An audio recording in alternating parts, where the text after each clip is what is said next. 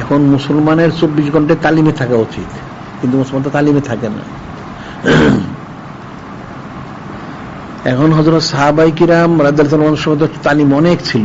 এই যদি বলে যে ব্রিটিশগুলি, যে এই আরদালিগুলি, চাকরগুলি, মুসলমানের খ্রিস্টান চাকরগুলি, এই চাকরগুলি দেশে আসার আগে এই বিশেষ করে বাংলার মুলুকে এখানে 80,000 মক্তব ছিল। এখন লোকের সংখ্যা কম বেশি 3 লক্ষের কিছু বেশি, 3 লাখ হোক আর 5 লাখও যদি কয়, 80,000 মক্তব তাইলে কোথায় ছিল? ঘরে ঘরে। তাইলে একটা ঘরে যদি 5 জন 7 জন হয়, তাইলে 5-7 জন হলে 5-80 কত হয়? 4 লক্ষ হয়ে যায়, 5-40। তাইলে প্রত্যেক ঘরে ঘরে মক্তব। ঘরে ঘরে মক্তব তালিম থাকার কারণে মুসলমানরা তাদের ইমানি কোডটা ঠিক ছিল। এখন তো তালিমটা নাই, এখন হলো গায়রুল্লাহ, যত শয়তানি তালিম, নাউজুবিল্লাহ।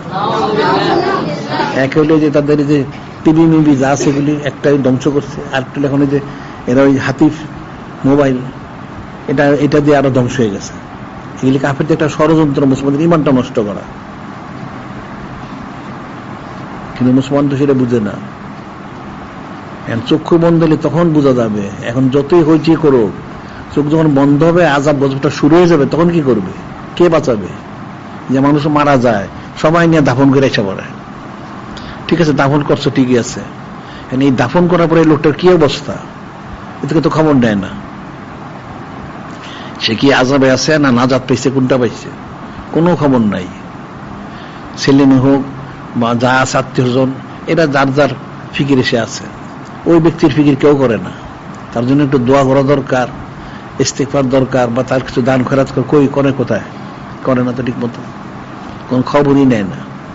আর এই ওয়াহাবিগুলি তো ফতোয়া দেয়, ওই 4 দিন 40 বাৎসরিক পালন করে বেদাত, নাউজুবিল্লাহ। যাও কিছু দোয়া করুন মানুষ, এই দোয়াটা বন্ধ করে দেয়, নাউজুবিল্লাহ। এটা তো প্রতিদিন দোয়া করা উচিত।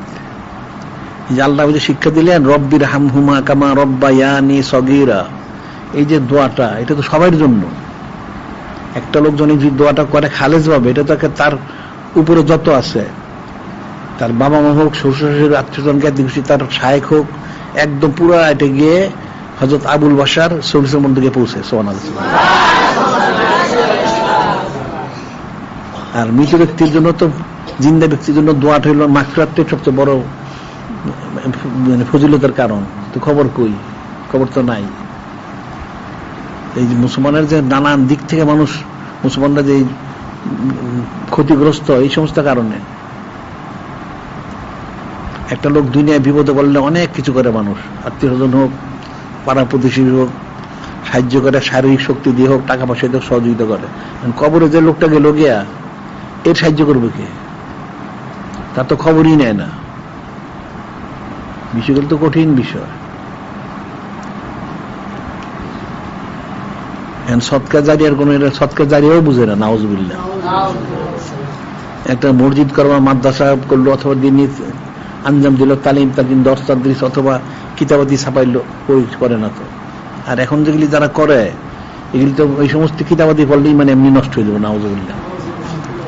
আদর্শ সর্বত্র নাই। এগুলি যে কোনো ভাষারই হোক, সব ভাষার বইগুলি দেখবা, এই আরবি, উর্দু, ফার্সি হোক আর বাংলা হোক, এই দেখবো ওনাদের নাম মোবারক গুলি কোনো তাজিম তাকরিম নাই, নাউজুবিল্লাহ। এরা ফায়দা পাবে কোত্থেকে?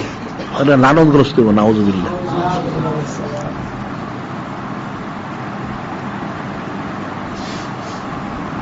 এখন আমাদের লোকদের যে ফিকির করা উচিত, এগুলি তালিম তালকিন তোমরা গ্রহণ করো, সুন্নাহ ইত্তেবা করো, আমাদের কিতাবগুলি পড়ো, তাইলে যদি তোমরা হাসিল করতে পারো।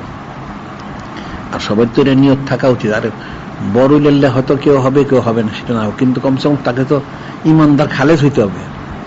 চোখটা বন্ধ হওয়ার আগে সেই ব্যবস্থা করতে হবে।